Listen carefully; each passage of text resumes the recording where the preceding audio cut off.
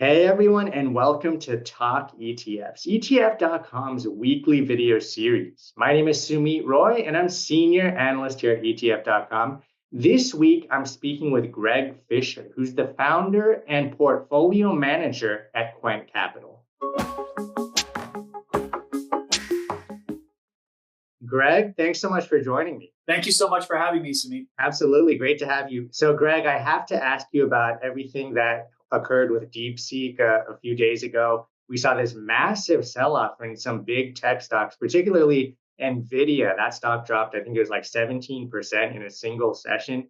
Do you think the reaction to DeepSeek was overblown, or is there something that's fundamentally changed because of that AI model?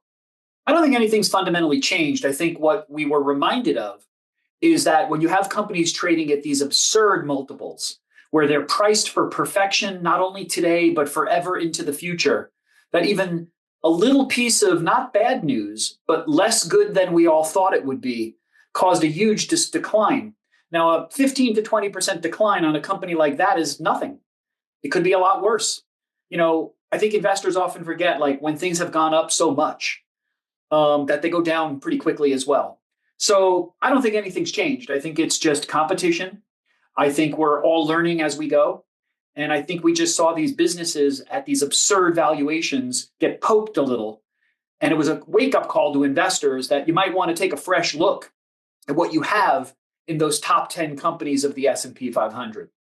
You do make a good point. Nvidia tripled last year. So now you look at the chart, it's down 15, 20%. It kind of looks like a blip on the chart. I know we're talking to people who understand indexing, which is sort of predicated on low fees and efficient markets, generally speaking. Put price in the numerator and put something else in the denominator. This is a very basic lesson, but people should remember things with high prices are supposed to have low expected returns, and things with low prices are supposed to have high expected returns.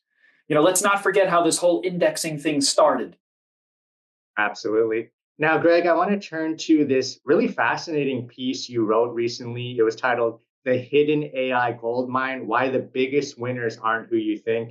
It's a very interesting report. And you essentially concluded that some of the biggest beneficiaries of artificial intelligence actually won't be big tech. They're going to be stocks outside of that industry. Can you talk about that? Yeah, I know the audience that we might be speaking to could probably relate to this. So there's a company that recently came out in the AI world called Billy, and it's a note-taking technology for financial advisors. Now, what's interesting, there's tons of note-taking technologies, but what's different about this one is it was trained on the CFP curriculum. So imagine you're an advisor who had normally, some younger analyst sitting next to you in every meeting, taking notes, summarizing the meeting, and then sending some follow-up call to your investor or client. And now out comes this new AI technology where sitting next to you is the equivalent of the best advisor in the country every time. Like the AI can take the CFP test and get 100 every time it takes it. So it's listening to the meeting through the lens of an awesome advisor with many years of experience, and looking for all the things that most advisors wouldn't even pick up when the client says things. That, just for purposes of this audience, people in the business, that one thing alone makes the average advisory business substantially more profitable. Think about your gross margins, the productivity of your people. Maybe you need fewer people for certain things, and maybe those people can be redeployed to other things. That's just one very practical thing. That's not about the AI. That's about the wealth management industry having greater gross margins as a result of AI. Now, we can go on, story after story about the kinds of businesses that may not be that obvious that will benefit from this kind of technology. Various things across the world. Think about agriculture. The agricultural technologies that are coming out because of AI and all the different technologies, we're going to be able to feed the world at lower cost. Maybe the egg problem we're all having right now, high-priced eggs, $1 an egg. Maybe we'll have cheaper eggs because of AI. Maybe the businesses that sell eggs will make more money because the chickens will know where to walk and eat or something like that. This stuff is really going on. So those are just two very practical examples of where we're thinking about the businesses that'll have greater margins, greater profits, greater revenue growth because of AI. And the beneficiary may not be, in that case, Nvidia. it may be something else that's benefiting from the new technology, like we've seen in other times in our history. That's a great point, Greg. And I want to talk a little bit more about those other beneficiaries. But before we get to that, just quickly, do you think the trade in, Nvidia and Microsoft and some of these big tech AI plays is over for now? Over? No. I mean, I'm using Microsoft every day. Like companies being over, I mean, these are great businesses that are not over. But do I think, I mean, look, I have a bias. I focus on small company investing. But ultimately, I think when we think about these large, like we know this from historical finance, right? There's a science to this.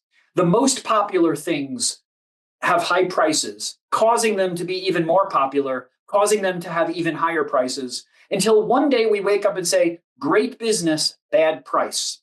So it's not over. It's just as an investor, you may not earn a high return. Fair point. So, Greg, you laid out a very compelling thesis. AI is kind of going to proliferate through the economy and benefit a lot of industries and a lot of companies that aren't, directly involved with AI per se, like an Nvidia or a Microsoft.